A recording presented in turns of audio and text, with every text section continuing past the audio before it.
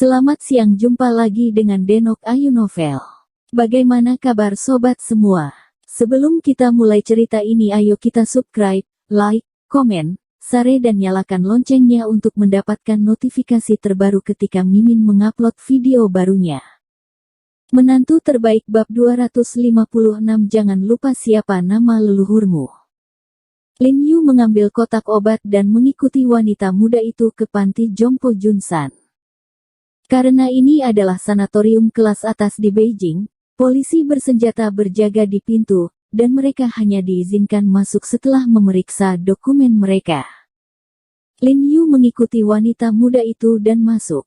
Banyak mobil mewah dan mobil pemerintah terlihat di jalan. Sepertinya orang yang tinggal di sini kebanyakan adalah pejabat tinggi. Wanita muda itu membawa Lin Yu ke ruangan yang lebih elegan, dan melihat Do Lao terbaring di tempat tidur dengan wajah pucat, dan dua orang perawat di sekitarnya membantunya mengukur tekanan darahnya. Lao Do, apa yang kamu lakukan? Lin Yu merasa tegang dan bergegas. Jangan sebut itu, Xiao He, memalukan, dibesarkan seumur hidup, dan jatuh saat dia berkata dia jatuh. Do Lao menghela nafas, dan setelah berbicara, dia tiba-tiba terengah-engah karena usaha di dadanya. Lihat dirimu, yang belum pernah sakit parah. Dokter itu bukan Tuhan, dan tentu saja dia akan sakit. Lin Yu berkata sambil duduk dan memeriksa denyut nadi untuk Lao Do, lalu dia menghela nafas lega, dan berkata, Lao Do, kamu mudah tersinggung, ambillah resep untuk Chai Hu Fuling. Sekarang kamu adalah seorang dokter dan aku seorang pasien. Lakukan apapun yang kamu katakan. Do Lao menghela nafas. Lin Yu meresepkan resep dan memberikannya kepada penyedia perawatan, dan berkata, seduh Do Lao secangkir sirup melati setiap hari. Cepat sembuh. Lao Do, kudengar kamu sangat marah karena lamaran terakhir. Lin Yu bertanya dengan prihatin. Ya, aku melihat bahwa belum ada berita, jadi aku meminta seseorang untuk menanyakannya. Dan ternyata Lu Xiaojin benar-benar menghancurkan lamaran kita dengan mesin penghancur. Apa yang kamu bicarakan? Terlalu banyak menipu orang, kata Do Lao dengan marah, napasnya tiba-tiba menjadi semakin cepat. Jangan khawatir, jika dia melakukan ini, tentu saja kita harus meminta penjelasan darinya. Lin Yu dengan cepat menghibur Do Lao, dan merapikan dadanya untuknya. Saat berbicara, wanita muda yang baru saja memperkenalkan Lin Yu masuk dan berkata kepada Lao Do, Kementerian Kesehatan telah menelepon dan mengatakan bahwa mereka tidak dengan sengaja merusak proposal tersebut, tetapi staf di bawah ini salah. Aku mengambilnya, tanpa sengaja. Omong kosong. Do Lao menepuk-nepuk keras dari tempat tidur, wajahnya memerah, dan dengan marah berkata, ketika aku masih kecil berumur 3 tahun. Lao Do, jangan frustasi, jadi tolong cetak proposal lagi, dan saya akan pergi ke Kementerian Kesehatan lagi. Lin Yu berpikir sejenak dan berkata, tidak peduli disetujui atau tidak, saya akan membiarkan dia memberikannya. Jawaban yang jelas. Demi perkembangan pengobatan Tiongkok, ia benar-benar menelan ludah dan lari ke Kementerian Kesehatan. Bahkan jika Anda menyetujuinya, tanda tangan itu akan hilang. Ketika Lao Do mengatakan ini, dia merasa hatinya berdarah. Apakah mudah mengumpulkan tanda tangan dari begitu banyak guru dan ahli? Tidak apa-apa. Jika dia ingin menyetujui, dia akan memberikannya tanpa tanda tangan. Jika dia tidak mau, itu tidak akan membantu untuk menandatangani lebih banyak orang, kata Lin Yu. Xiao He, kamu akan pergi tanpa hasil. Do Lao menghela nafas panjang, tapi dia masih meminta asistennya untuk mencetak dokumen. Lin Yu mengambil proposal itu dan bergegas ke Kementerian Kesehatan.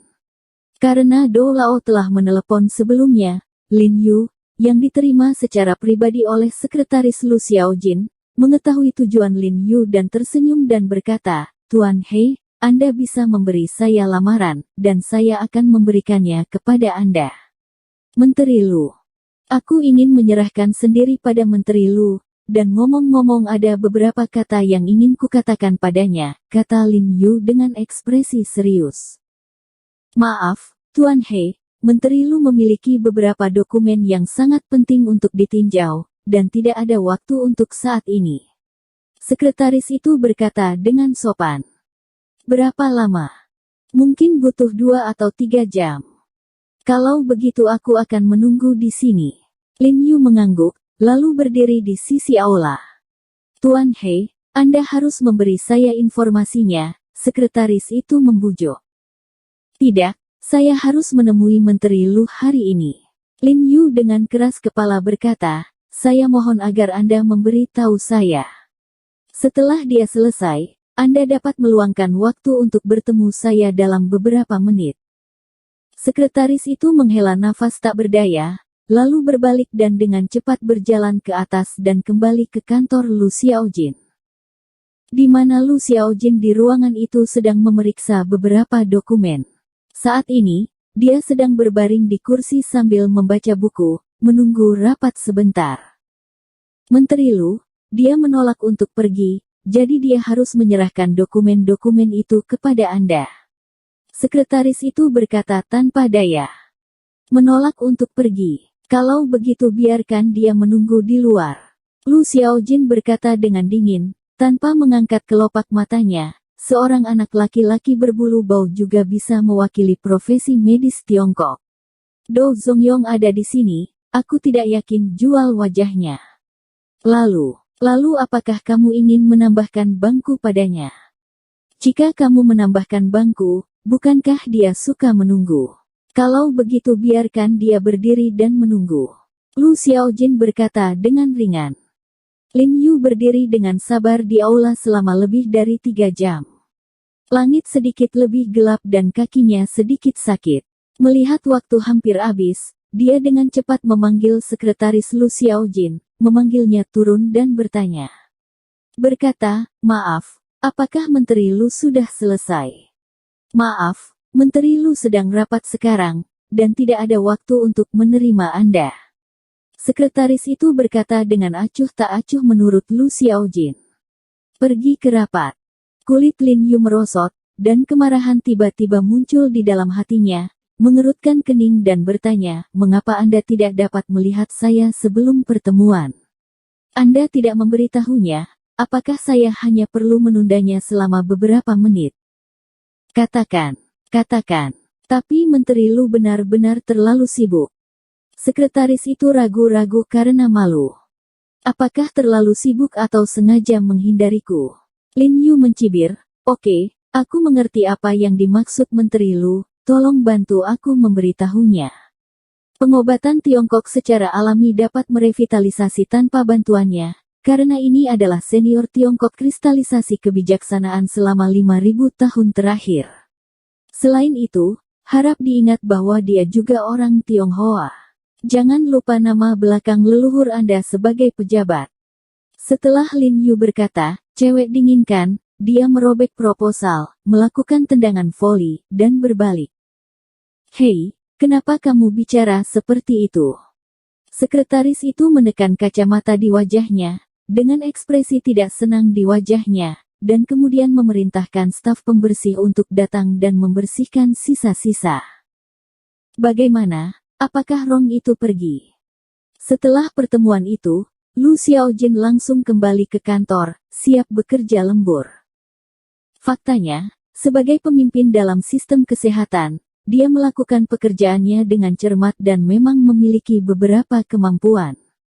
Melalui beberapa reformasi pengobatan barat yang berani, China Medical telah membuat kemajuan besar. Ini adalah salah satu alasan mengapa dia menghormati pengobatan barat dan membenci pengobatan Tiongkok. Hilang. Sekretaris itu berkata dengan cepat.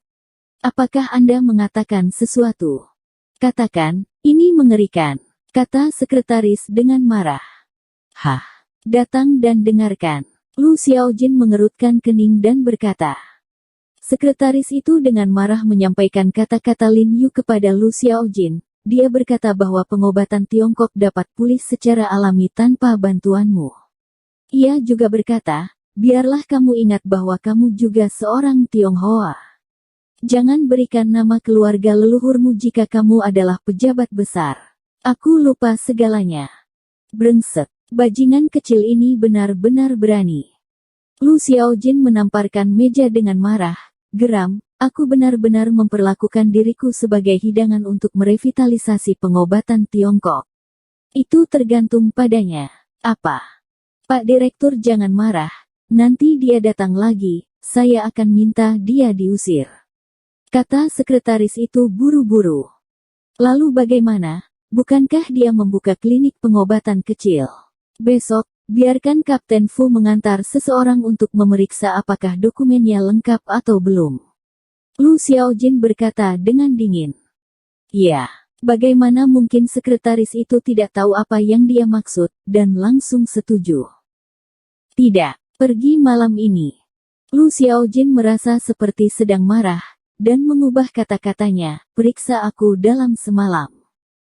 Ya, sekretaris itu mengangguk. Aku ingin mempelajari isi pertemuan hari ini, membawakanku pintu, jangan datang dan ganggu aku. Lu Xiaojin mematikan telepon setelah berbicara. Setelah sekretaris keluar, dia menelepon sesuai dengan instruksinya untuk membayar kapten dan memintanya untuk segera kembali ke biro. Memanggil staf untuk memeriksa dokumen Hui Sengtang dan memintanya untuk memeriksanya dengan cermat. Kapten Fu mendengar 3 kata, periksa, dengan penekanan khusus pada nadanya, dan segera mengerti apa artinya, dan tersenyum, tenang, mengerti. Begitu sekretaris menyelesaikan panggilannya, ponselnya berdering lagi melihat Guan Qingxian menelepon, dia buru-buru mengangkatnya. Hei, bagaimana dengan Menteri Lu Anda? Mengapa dia tidak bisa lewat? Biarkan Menteri Lu Anda yang menjawab panggilan. Guan Qingxian di ujung telepon sangat bersemangat, dengan sedikit kepanikan di nadanya. Menteri Lu sibuk, jangan ganggu. Sekretaris itu berkata dengan jujur, jika sesuatu terjadi padamu. Kekasihnya dalam kondisi kritis, jadi segera hubungi dia. Sebelum dia selesai berbicara, Guan Qingxian memotongnya dengan penuh semangat. Apa? Sekretaris itu gemetar ketakutan, berlari kembali ke kantor tanpa mengucapkan sepatah kata pun, dan bergegas masuk tanpa mengetuk pintu. Ada apa denganmu? Bukankah aku sudah memberitahumu untuk tidak menggangguku? Lu Xiaojin mengomel dengan marah. Kementerian. Menteri, tidak apa-apa, suami. Nyonya ada yang tidak beres. Sambil berbicara, sekretaris itu berlari dan menyerahkan teleponnya kepada Lu Xiaojin. Xiaojin, ayolah, Haiping dalam kondisi kritis dan sedang diselamatkan. Kamu harus cepat dan datang. Suara dari ujung telepon yang lain membuat Lu Xiaojin tiba-tiba tersambar petir, dan matanya menjadi gelap dan hampir pingsan. Menteri. Sekretaris itu tiba-tiba panik, dan buru-buru melangkah maju untuk mendukung Lu Xiaojin. Cepat, panggil mobil. Lu Xiaojin berkata dengan cemas. Di luar unit gawat darurat rumah sakit pertama Universitas Beijing, Guan Qingxian berjalan mondar-mandir dengan tangan di punggung. Dia baru saja bergegas dari rumah, dan menerima telepon dari pengasuh LV Xiaojin, dan bergegas ke sana tanpa mengucapkan sepatah kata pun. Dia benar-benar tidak bisa memahaminya. Setelah periode perawatan ini, celah di pinggang Huang Haiping jelas telah meningkat pesat. Mengapa ini tiba-tiba menjadi salah? Mao Yian dan Wakil Presiden Xi juga menunggu di luar dengan wajah cemberut, mata penuh kecemasan, dan Wakil Presiden Xi berbisik dengan suara rendah, saat itu, saya menyuruh Dr. Xiao He untuk memeriksanya. Baik. Kau tak ada habisnya. Bisakah si kecil Ho Xi disembuhkan? Meskipun Wakil Dekan Xi tidak berbicara dengan keras, Guan Qingxian mendengarnya dan tidak bisa membantu tetapi meraung dengan marah. Dia sedang dalam mood yang buruk, tetapi sebagai hasilnya, Wakil Presiden Xi masih menambahkan bahan bakar ke dalam api. Wakil Presiden Xi meliriknya, lalu tidak mengatakan apa-apa, dengan sombong di dalam hatinya, bagaimanapun, Anda bertanggung jawab atas kecelakaan itu, dan itu tidak ada hubungannya dengan rumah sakit kami. Bagaimana cintaku? Lu Xiaojin menghampiri, wajahnya pucat dan emosinya sangat gembira. Ekspresi Guan Qingxian berubah, dan dia buru-buru menyapanya, berkata, itu sedang diselamatkan, haruskah? Itu seharusnya tidak menjadi masalah besar. Sebaiknya. Lu Xiaojin sangat marah, dan merobek kerah Guan Qingxian, dan berteriak, apa kau tidak berjanji bahwa istriku akan sembuh? Akibatnya, istriku akan dirawat di ruang gawat darurat. Aku akan pergi. Sialan Anda. Begitu suara Lu Xiaojin jatuh, dia memukul wajah Guan Qingxian dengan sebuah pukulan. Bersambung. Terima kasih kepada kalian yang telah menonton video ini. Jangan lupa tekan tombol subscribe-nya dan nyalakan notifikasinya untuk mendapatkan video-video seru lainnya dari Denok Ayu Novel.